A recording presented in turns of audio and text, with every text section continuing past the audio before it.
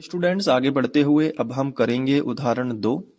सवाल दिया गया है कि संख्याओं 6 और 20 के अभाज्य गुणनखंड विधि से एचसीएफ यानी कि महत्तम समापवर्तक और एलसीएम यानी लघुत्तम समापवर्तक ज्ञात कीजिए। कैसे करोगे? सबसे पहले जो संख्याएं दी गई हैं उनको लिख लो। तो हम हेडिंग डालेंगे दी गई संख्याएं और वो संख्या हम लिखेंगे 6 और 20। ठीक है, तो ये हमने सबसे पहले संख्याएं लिख ली। अब क्या करना पड़ता है?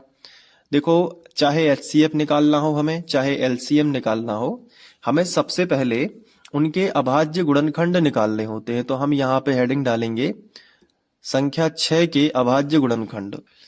तो हमने इस तरीके से लिख लिया 6 के अभाज्य गुणनखंड। अब बराबर का चिन्ह लगा देना है।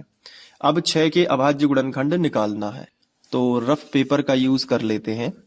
गुणनखंड निकालना मैंने आपको अलग से सिखाया है। यदि आप क्रम से देख रहे होंगे तो बन रहा होगा, और अगर नहीं बन रहा है तो एक बार क्रम से वीडियोस देखिए, डिस्क्रिप्शन में प्लेलिस्ट की लिंक दे दूंगा। यहाँ पे लिखा है 6। तो पहले मैंने बोला था कि सबसे पहले तुम 2 से भाग देने की कोशिश करना। अगर 2 से भाग ना जाए तो फिर 3 से कोशिश करना, फिर 3 से भी नहीं जाता है तो फिर 5 से कोशिश करना। पहले 2 से कोशिश कर लो। 2 तिया 6, कितने बार गया? 3 बार। तो अब 3 से ही जाएगा, तो 3 एकम 3। तो 6 के अभाज्य गुणनखंड कितने आ गए? ये किनारे पे आ जाते हैं, 2 गुणित 3। तो यहाँ पे लिख लेना 2 गुणित और यहाँ पे लिख लेना 3। समझ में आ रहा है ना?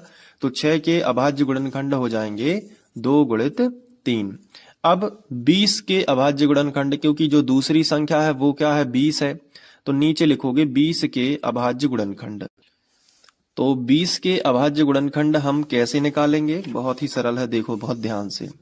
सबसे पहले जो संख्या 20 है, मैं रफ पेपर पर वो संख्या लिख लेता हूं। जैसे हमने लिख लिया 20, ठीक है। अब 20 के अभाज्य गुणनखंड निकालना है तो पहले 2 से ट्राई करना है। तो 2 से भाग देने का मतलब होता है उस संख्या का आधा करना, यानी 20 का आधा कितना हो जाता है? 10, ठीक है।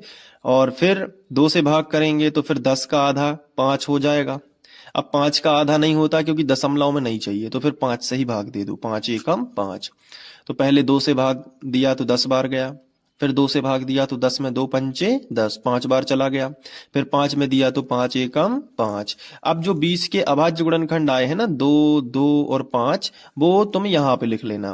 पहले लिखोगे 2, फिर लिखोगे 2 और फिर क्या लिख लोगे? 5। तो 2 गुणित 2 गुणित 5, तो ये हो जाएंगे आपके 20 के अभाज्य गुणनखंड। अब 6 के अभाज्य गुणनखंड निकाल लिए, 20 के अभाज्य गुणनखंड निकाल लिए। अब 20 के अभाज्य गुणनखंड को थोड़ा सा और अच्छे से लिख लो। और अच्छे से लिखने का मतलब क्या होता है? जैसे देखो यहाँ पे 2 बार लिखा है ना, तो ऐसा भी लिख सकते हो कि जितने बार लिखा है उतने की घात उस संख्या के ऊपर। 2 बार लिखा है तो 2 के ऊपर 2 की घात लगा दो। तो हम कह दें इन दोनों का इकट्ठा लिख दिया हमने। और गुणित कितना लगा देना है? तो गुणित लगा देना है 5। तो 20 के अभाज्य गुणनखंड अब हो जाएंगे 2 के ऊपर 2 की घात और गुणित कितना? 5। Very good. अब क्या करना है? अब एचसीएफ निकालना है और एलसीएम निकालना है। तो सबसे पहले एलसीएम निकाल लो। चलो, तो क्या लिखोगे? एलसीएम। एलसीएम किसका? एलसीएम जो संख्याओं का एलसीएम ज्ञात करना है कोष्टक में, वो दोनों संख्याएं, जैसे 6 और कॉमा लगा दो बीच में और फिर क्या लिख दो? 20। तो 6 और 20 का क्या निकालना है? एलसीएम। एलसीएम कैसे निकालते हैं? शुरू से बिल्कुल लिखते हैं, मतलब यहां से पहली संख्या के अभाज्य गुणनखंड से लिखना स्टार्ट करते हैं और दूसरी संख्या के अभाज्य गुणनखंड के आखिरी अंक तक लिखते हैं। अब इसमें लिखना क्या होता है? सबसे ऊंची घातों को, और रिपीट नहीं करना होता है। यानी अभाज्य गुणनखंड की जो है सभी घातों को सब सर्वश्रेष्ठ यानी सर्वोत्तम या सर्वोच्च घातों को लिखना है। तो वैसा मत याद रखो, सीधा याद रखो। जैसे यहां से लिखना शुरू करोगे, लेकिन जैसे तुम्हें 2 मिल गया तो 2 की सबसे ऊंची घात तो नहीं है नीचे, तो कहा कि 2 से बड़ी क्या है? 2 के ऊपर 2 की घात। तो इस 2 को नहीं लिखना, ये 2 के ऊपर 2 की घात जो सबसे ऊंची है उसको लिखना है। मतलब जो बड़े बड़े हैं उन्हीं को लिखो। फिर 2 के बाद आगे बढ़ोगे। अब ये 2 तो नहीं लिखना क्योंकि उसका बड़ा भाई लिख गया है। बड़ा भाई मतलब ऊंची घात लिख गई है। अब इसके बाद कौन आया? 3 आया। तो 3 जो है उससे बड़ा तो नहीं है नीचे, नहीं है, तो इसी 3 को लिख लो। तो 3 लिख लिया। अब नीचे आ जाओ, ठीक है। तो दो के ऊपर दो की घात तो लिख गई है तो रिपीट नहीं करना है, 2 बार नहीं लिखना है, लिख गई है तो फिर इसको छोड़ दो, फिर यहां आ जाओ। क्या लिखा है 5। अब 5 की ऊंची घात तो है नहीं तो यही आ जाएगा 5। तो इससे क्या समझ में आना आया है कि सबको लिखना है और उनकी ऊंची घातों को लिखना है और रिपीट नहीं करना है। तो जैसे हमें 2 मिला था तो 2 से कहा कि भाई साहब तुमसे ऊंची घात तो नीचे है, 2 के ऊपर 2 की घात, तो इस 2 को नहीं लिखा, 2 के ऊपर 2 की घात को लिख दिया। फिर कौन मिला, 3 मिला, तो 3 से ऊंची घात तो नीचे नहीं मिली तो वो 3 लिखना ही पड़ेगी।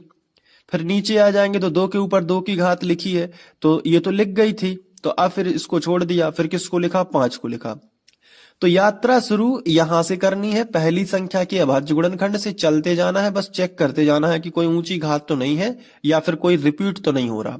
तो यहां से शुरू किया और इस तरीके से एलसीएम, अब इसको सॉल्व करना पड़ता है। जैसे 2 के ऊपर 2 की घात है तो इसका उत्तर तो 2 गुणित 2 होगा, तो ऐसे खोल के लिख दो ताकि गलत ना हो, कई बच्चे गलती कर देते हैं, 2 गुणित 2। फिर बाकी जो गुणित 3 था वो भी लिख दिया और गुणित 5 था उसको भी लिख दिया। अब देखो क्या करना है, 2 दूनी 4, तो 4 और 4 जैसे इन दोनों का गुणा करने से 4 आया तो यहाँ 4 मान के फिर 3 में गुणा करेंगे तो 4 तिया 12 आ जाएगा, 12 मान के 5 में करेंगे तो 12 पंजे 60 हो जाएगा। तो ऐसे कर लो, गुणा करते तो बनता ही होगा। तो एलसीएम 6 और 20 का कितना आ गया, 60 आ गया। अब क्या निकालना है, तो आप कहोगे सर एचसीएफ रह गया, चलो एचसीएफ निकालते हैं, कोष्टक लगा लो, कि जो भी संख्याओं का निकालना है उनको कोष्टक में लिखो, जैसे 6 और 20 का। एचसीएफ क्या कहता है कि दोनों संख्याओं की जो अभाज्य गुणनखंड है, मतलब ये वाले और ये वाले दोनों संख्याओं के अभाज्य गुणनखंड में जो उभयनिष्ठ होता है और उसकी सबसे छोटी घात, तो इन दोनों में ऐसी कौन सी संख्या है जो दोनों में हो, बिना घात के बताओ, जो दोनों में हो। तो देखो संख्या घातों से कोई लेना देना नहीं है, पहले उभयनिष्ठ संख्या देखो। तो तुम कहोगे कि इसमें 2 है, 6 वाले के अभाज्य गुणनखंड में भी 2 है और 20 वाले के अभाज्य गुणनखंड में भी क्या है, 2 है। ठीक है, तो दोनों के पास 2 है, तो एचसीएफ में एक संख्या तो 2 उभयनिष्ठ है। और देख लो इसके बाद देखो कि 6 के पास में क्या है, 3 है, तो क्या 20 वाले के पास है 3, नहीं, इसके पास तो 5 है, तो 3 और 5 दोनों अलग अलग हैं, मतलब इसके पास 3 है तो इसके पास 5 है, तो दोनों में केवल जो संख्या है वही लिखो। तो हमने वो संख्या लिख ली। अब इस संख्या की सबसे छोटी घात कहाँ मौजूद है, तो देखो ये 2 के ऊपर 2 की घात है, 20 के अभाज्य गुणनखंड में जो उभयनिष्ठ था 2, उसके ऊपर 2 की घात है, लेकिन 6 के अभाज्य गुणनखंड में क्या था, 2। इन दोनों में सबसे छोटा कौन है, 2 है, तो इसको यहां पे 2 लिख दिया। तो एचसीएफ कितना आ गया, 2, और एलसीएम कितना आ गया, 60। इसका मतलब क्या हुआ कि 2 वो जो है सबसे बड़ी से बड़ी संख्या है जो इन दोनों में भाग साथ साथ कर सकती है पूरी बार। और 60 क्या है, 60 वो छोटी से छोटी संख्या है जिसका इन दोनों से भाग जा सकता है, इन दोनों से पूरी बार दोनों का जाएगा, है ना। तो चलिए ये हो गया एलसीएम और एचसीएफ। तो उम्मीद है कि कुछ समझ में आया होगा, आप खुद से प्रैक्टिस भी कर लेना थोड़ी सी, ठीक।